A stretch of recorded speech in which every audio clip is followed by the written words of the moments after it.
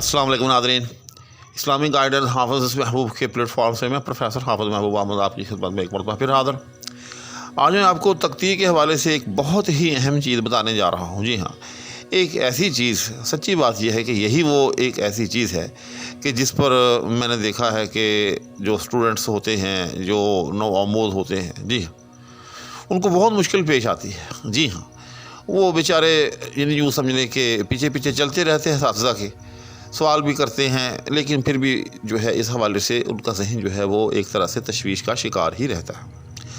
और बतौर ख़ास जी हाँ, तकतीक के वो तलबा जो ऐसे असातिज़ा से पढ़ते हैं जो 1122 के सिस्टम के तहत पढ़ाते हैं। जी हाँ, तकतीक सिखाने के या पढ़ाने के या करने के दो असूल जो हैं वो हमारे इस हिंदो पाक में मुरव्वज हैं। एक वो है जो रिवायती है और दूसरा वो जो है जो यूँ समझ लें कि असर हाज़िर की ईजाद है। जी हाँ, रिवायती जो असूल है, जो असातिज़ा ने लिखा है, जिस पर कदीम ज़माने से अमल होता आया है, वो ये है कि मुतहर्रिक के मुकाबले में मुतहर्रिक और साकिन के मुकाबले में साकिन। जी हाँ, यानी आपने जो पैमाना मुकर्रर किया है अफ़ाइल का, चाहे वो फ़ऊलुन हो, चाहे वो मफ़ाइलुन हो, चाहे वो फ़ाइलातुन हो, तो उसके नीचे जो है मुतहर्रिक के नीचे मुतहर्रिक और साकिन के नीचे साकिन। जी हाँ, लेकिन असर हाज़िर के अंदर एक नई सूरत भी जो है वो सामने आई है, जिसके हवाले से मैंने मुफस्सल तौर पर आपके सामने वीडियोस जो हैं वो पेश भी की हैं कि उन्होंने जो है अशार को जो है वो दो हिस्सों में इस तरह से मुनक़सिम किया है कि बाद अल्फाज जो होते हैं वो थोड़ा सा खींच कर पढ़े जाते हैं और कुछ अल्फाज जो हैं वो जो खींच कर नहीं पढ़े जाते हैं। जी हाँ, तो जिनको थोड़ा सा खींच कर पढ़ा जाता है गोया कि वो दो हरफी आवाज़ देते हैं। जी हाँ, तो जहाँ दो हरफी आवाज़ निकले तो उसको वो हिजाए बुलंद कहते हैं। जी हाँ, जिस तरह से फ़ा, हल, मिन, यानी जो भी दो हरफों का मजमुआ होगा। जी हाँ, तो या एक हरफ भी हो लेकिन उसके आगे भी अगर उसको खींच के पढ़ा जाएगा। जी हाँ, जैसे बे, मैं मिसाल दे रहा हूँ। अब बे जो है ये भी जो है ज़ाहिर है इसके साथ एक ये भी मिल गई है, बे और ये मिलकर जो है ये भी दो हरफी हो जाएगा। जी हाँ, यानी जहाँ एक मुतहर्रिक और एक साकिन या जिसको थोड़ा खींच कर यूँ समझ लें कि पढ़ा जा रहा हो, लंबी आवाज़ निकले, उसको जो है हिजाए बुलंद कहा जाता है और उसको दो से ज़ाहिर किया जाता है। जी हाँ, और जहाँ जो है बुलंद ना हो हिजा, यानी कि यूँ समझ लें कि झटके के साथ आदमी गुजर जाए, तो उसको हिजाए कोताह कहते हैं। जी, यानी आम तौर पे कहा यह जाता है इसके लिए कि हिजाए बुलंद वो है जो एक साकिन और एक मुतहर्रिक और एक साकिन, और हिजाए कोताह उसको कहा जाता है कि जो सिर्फ जो है वो मुतहर्रिक हो। जी हाँ, यानी एक हर्फ हो और वो भी मुतहर्रिक हो।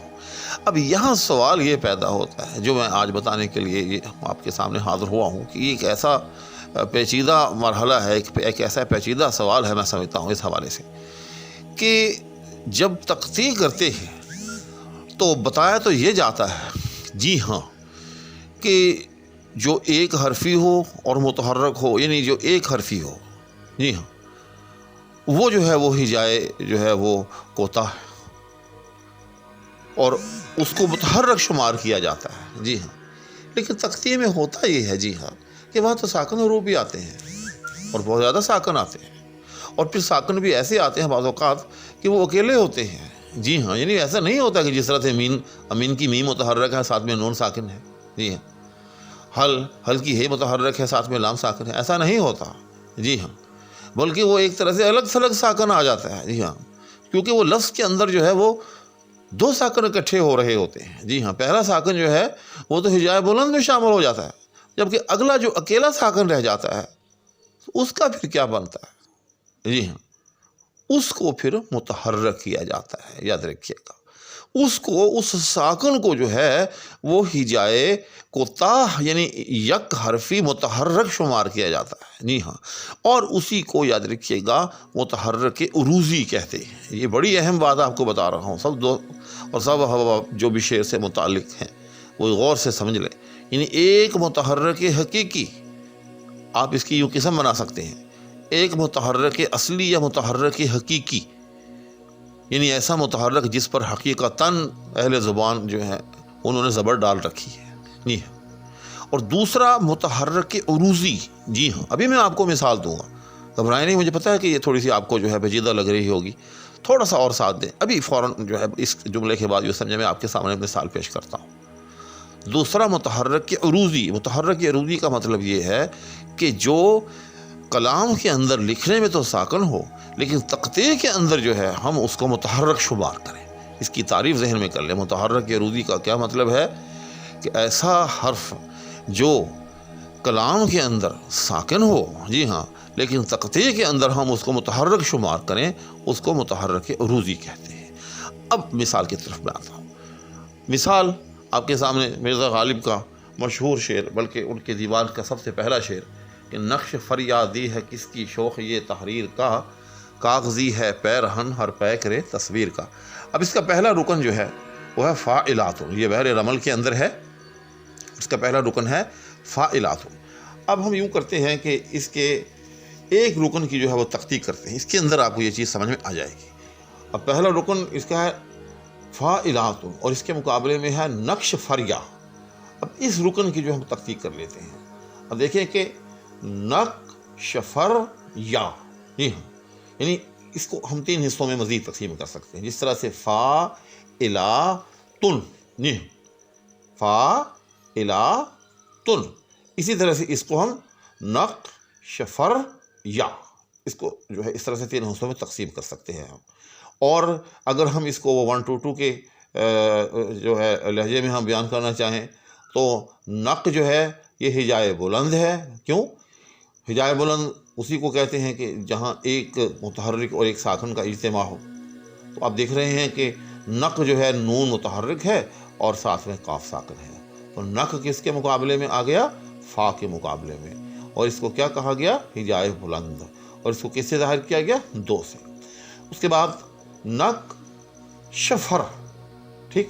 اب یہاں دیکھیں کہ یہ جو شفر ہے اس میں یہ جو شین ہے، ٹھیک، اب اگر اس کو ویسے کیا جائے یعنی 1 2 2 میں ظاہر نہ کیا جائے تو پھر یہ الہ کے مقابلے میں آئے گا۔ جی ہاں، نق شفر یا شفر یعنی الہ کے مقابلے، فا الہ، الہ کے مقابلے میں کیا آ جائے گا؟ شفر، ٹھیک۔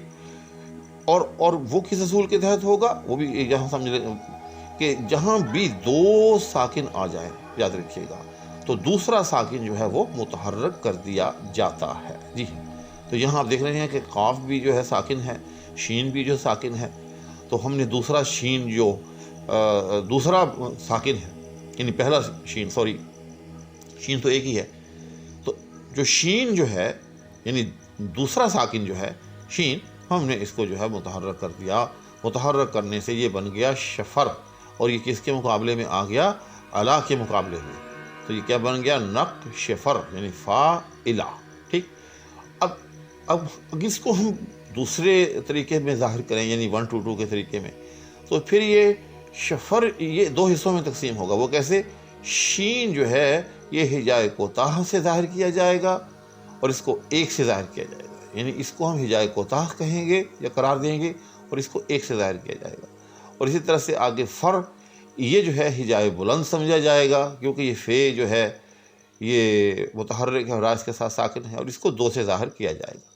اب جو بات میں آپ کو بتانے کے لیے حاضر ہوں وہ یہی چیز ہے کہ شین جو ہے، بس میری یوں سمجھ لیں کہ ساری ویڈیو کا جو ہے اصل مقصد آپ کو شین سمجھانا ہے کہ شین جو ہے یہاں بظاہر جو ہے وہ ساکن ہے، جی ہاں، جبکہ ہمارے ہاں کہا یہ جاتا ہے کہ ہجائے کوتاہ کہ جو ایک حرف ہو اور متحرک ہو، جی ہاں، تو لیکن ہم تو دیکھ رہے ہیں کہ شین جو ہے وہ ساکن ہے، تو یہ متحرک جو ہے یہ متحرک عروضی ہے، جی ہاں، یاد رکھیے گا۔ تو آپ یوں بھی کہہ سکتے ہیں، آپ اس کو سمجھنے کے لیے کہ ہجائے کوتاہ جو ہے اس کی آگے مزید 2 قسمیں، جی ہاں، یہ بات آج میں پہلی مرتبہ شاید آپ سن رہے ہوں گے کہ آپ ہجائے کوتاہ کی آگے 2 مزید قسمیں کر لیں اس چیز کو ذرا سمجھنے کے لیے، کہ ایک ہجائے کوتاہ وہ ہوگا کہ جس پر واقعی جو ہے زبر پڑی ہوگی، یک حرفی ہوگا اور اس پر زبر پڑی ہوئی ہوگی، ٹھیک۔ اور دوسرا ہجائے کوتاہ وہ ہوگا کہ جس پر ہوگی تو جزم، جی ہاں، جس پر جزم ہوگی اور وہ ساکن ہوگا، لیکن پڑھنے کے اندر جو ہے وہ متحرک ہو رہا ہوگا، وہاں جو ہے ایک جھٹکے سے پڑھا جا رہا ہوگا، جی ہاں۔ جب تھوڑا سا اس کو حرکت دے کر پڑھا جا رہا ہے، جی ہاں، تو پھر ہم اس کو متحرک ہی شمار کریں گے، لیکن اس کو ہم کون سا متحرک شمار کریں گے؟ متحرک عروضی شمار کریں گے۔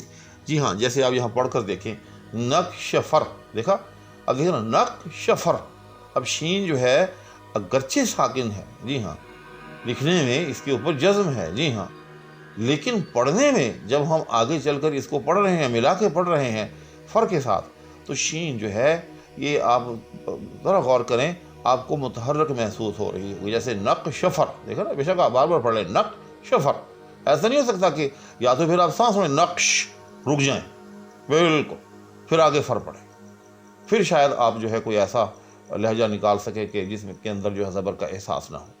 لیکن جب آپ ملا کر پڑھیں گے، اور ظاہر ہے اس کو ملا کر کے ہی پڑھنا ہے ہم نے، ایسا تو نہیں ہو سکتا کہ یہ مصرع جو ہم ایسے کر کے پڑھیں کہ پہلے نقش پڑھ کر بیٹھ جائیں، آرام کریں، تھوڑی دیر سستائیں اور پھر اس کے بعد فریادی پڑھیں۔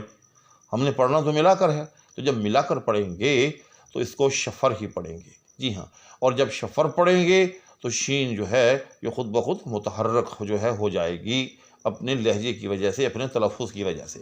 جب یہ اپنے تلفظ کی وجہ سے، لہجے کی وجہ سے متحرک ہو جائے گی تو ہم اس کو تختی میں متحرک ہی شمار کریں گے اور اس کو ایک سے ظاہر کریں گے، جی ہاں، اور اسی کو پھر جو ہے متحرک عروضی کہتے ہیں۔